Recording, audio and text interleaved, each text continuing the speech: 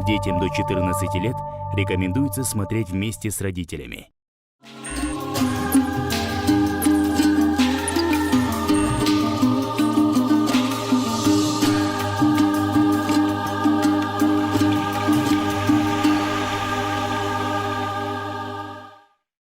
Ассаламу алейкум, уважаемые телезрители. В эфире передачи «Сөз». Я ее ведущий Турсунбек Амурзаков.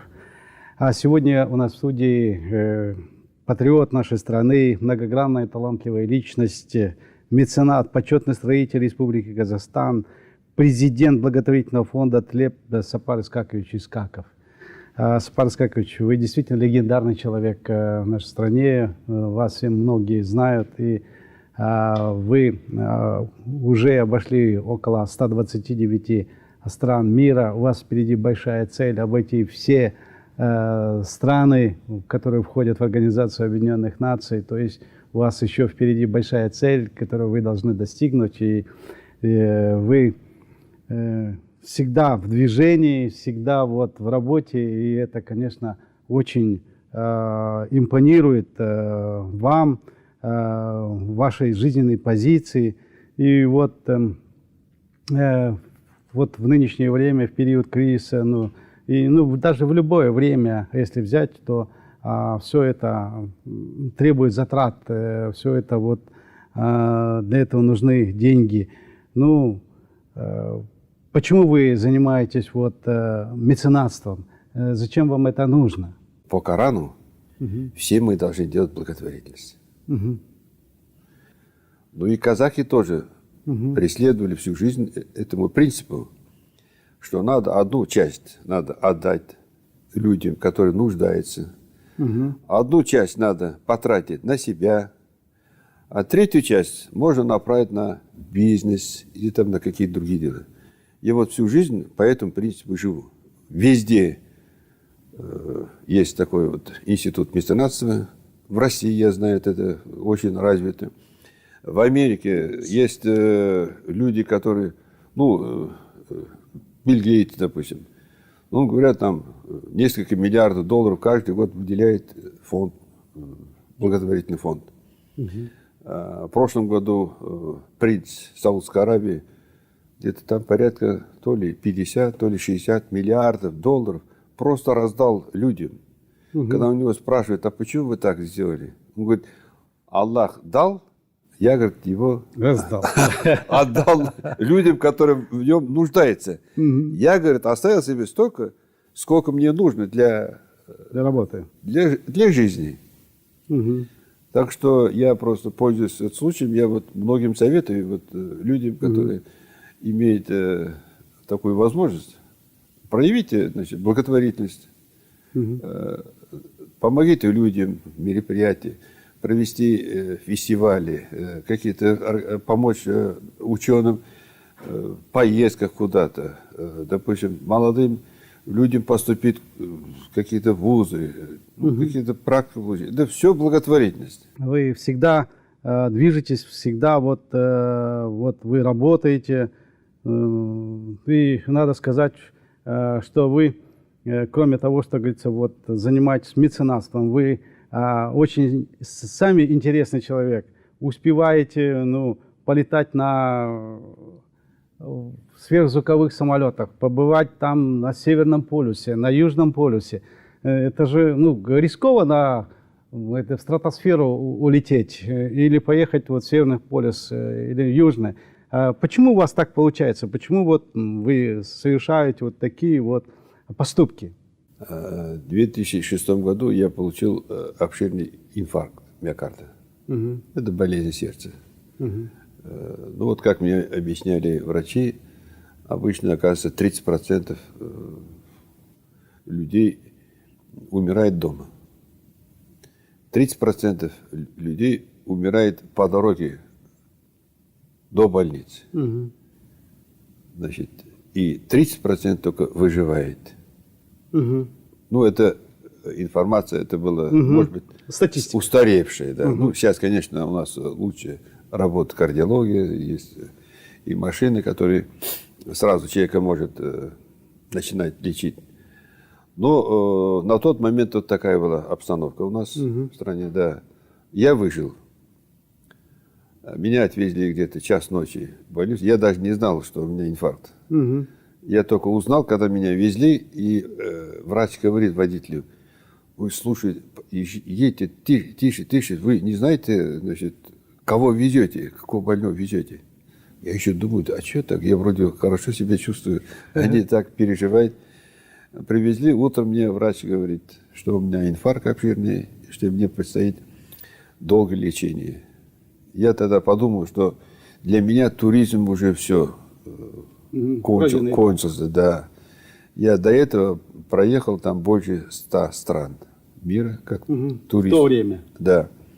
И тут получается, что для меня уже путь закрыт дальше. А потом долго меня успокаивал лечащий врач. Она говорит, значит, инфаркт – это не приговор. С инфарктом, говорит, можно жить. Вот. Только, говорит, надо постоянно лечиться. Вот. Я говорю, хорошо. Вот. Я вот это ее слово запомнил. Я как раз год тому назад заказал поездку в Антарктиду, на Южный полюс. У меня срок подошел, а я уже переболел инфарктом. Вот я через полгода после лечения прихожу к ней, я говорю... Хочу поехать. Да, Елена Викторовна, я говорю, как мне будет, вот у меня приглашение, а там строго, если есть болезнь сердца, автоматически вас исключают из проекта. А это проект американский. Вот. Она говорит, вы что, вам нельзя ехать никуда. Я говорю, я же всю жизнь мечтал попасть на Южный полюс, вот теперь у меня предстоит такая возможность. Да. И вы мне должны, вы же сами сказали, что с инфарктом можно жить, как нормальный человек. А тут получается, что я действительно не могу.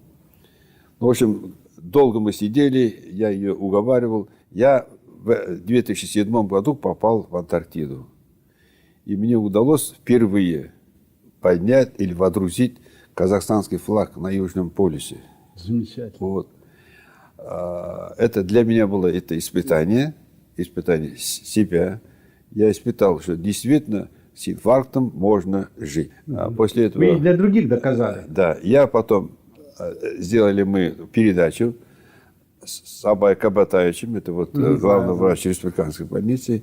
Мы сделали передачу, что вот на моем примере другим сказать, что не надо бояться инфаркта, надо лечиться, и с инфарктом можно жить, как нормальный человек. Вот. Что это уже не то время, когда уже люди считают, что чуть ли не инвалид, вот, а так можно жить. После этого я в 2008 году съездил в Арктику. В 2009 году я поднялся, как вы говорили, в стратосферу на высоту 22 километра на истребителе МиГ-29. Это из Нижнего Новгорода, это Россия. Вам тогда сколько лет было? Мне было 68. В 75 лет я прошел полный курс подготовки космонавта в городе Зугесово. Да. Это вот невесомость, центрофуга, значит, на тренажерах стыковка Союза с МКС, значит, в ручном варианте, автоматическом. Ну, в общем, все вот процедуры я прошел и получил сертификат, что я... Замечательно. Вот у вас действительно было такое намерение, что вы хотите полететь и прошли такие курсы? Я просто испытал себя, свой организм, что человек может при желании достичь всего. Вот. Ну, много у нас вот показывает это вот паралимпийцев. Ну, один получил такую травму, он сник и пропал.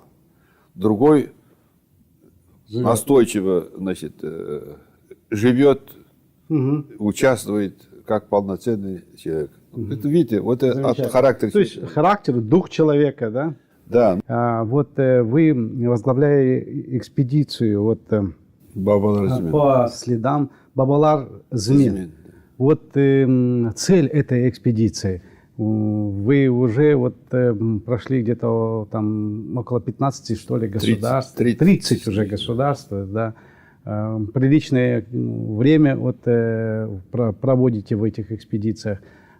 Цель этой экспедиции, для чего эта экспедиция, с какой целью она организована, какие задачи? В 16 году мы сели, как говорят наши предки, на коней. И поехали по следам наших предков, докуда они доходили. Искали код нации, искали границы нашего государства. И в 2006 году мы проехали по 8 странам, в 2017 году мы проехали 22 страны, и в этом году мы уже побывали в 6 государствах. Это Египет, Индия, Япония, Корея, Китай и США. И в этом году мы продолжим до конца года еще, мы должны побывать Украина, Ливан, Сирия, Иордания, Израиль, Палестина. А на следующий год мы планируем еще 20 с лишним стран проехать. Замечательно. В общей сложности более 50 стран мира. Пока мы сдали 32 фильма «Казах ТВ», они уже показали. И в этом году у нас до конца года еще будет порядка 16 фильмов. Всего должно быть у нас около 100 фильмов документальных. И не просто у нас, где наши предки побывали, а оставили огромный след в истории, в культуре этих народов, где они жили, где они правили. Вот мы на сегодняшний день имеем многочисленные карты, где указаны границы казахского ханства, допустим, шведским ученым, исследователям, российским картографами, которые были указаны все границы. Это примерно 18 век. Есть карты 13 века, 14 века. Есть копии секретных этих карт из Ватикана, нам разрешили, из Венеции, из Парижа. Теперь специально я попросил одного ученого российского. Мы полностью исследовали это 43 тома летописи Российской империи, 43 тома. Взяли оттуда все то, что касается половцев, кипчаков, наших предков. Получилась у нас небольшая книга. Его перевели из старославянского на русский язык. И где у нас указано, где была граница наших предков. Она проходила южнее Киева, чуть южнее города Бреста, чуть южнее Харькова. Наши предки жили от Волги до Дуная, между, допустим, называется, восточные кипчаки, это жили, в то время это Великая степь называлась Дечный Кипчак.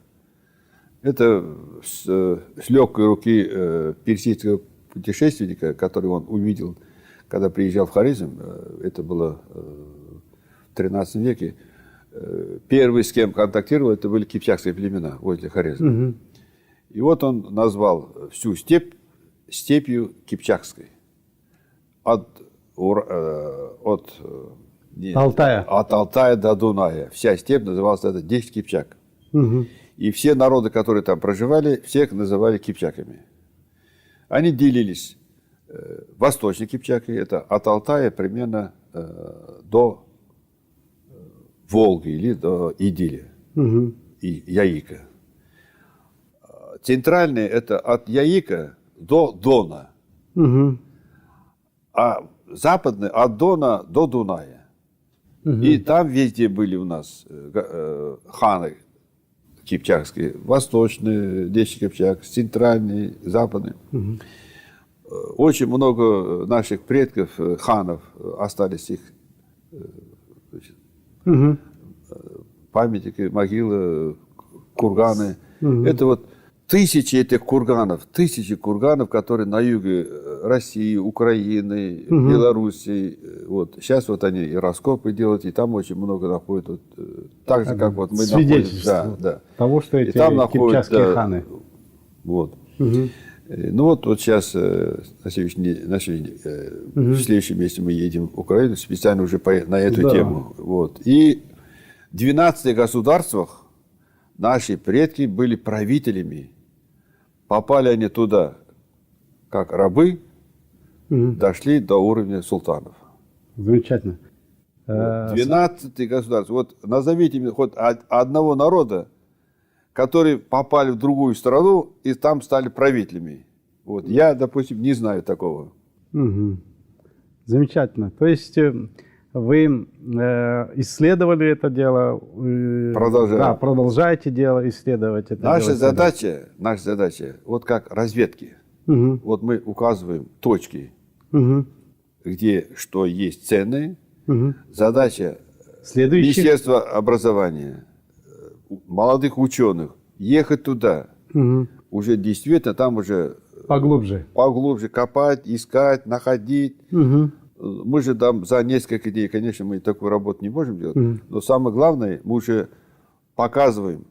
Обозначили. Да, обозначили, да, куда надо ехать. И наши предки никогда не разговаривали на чужом языке.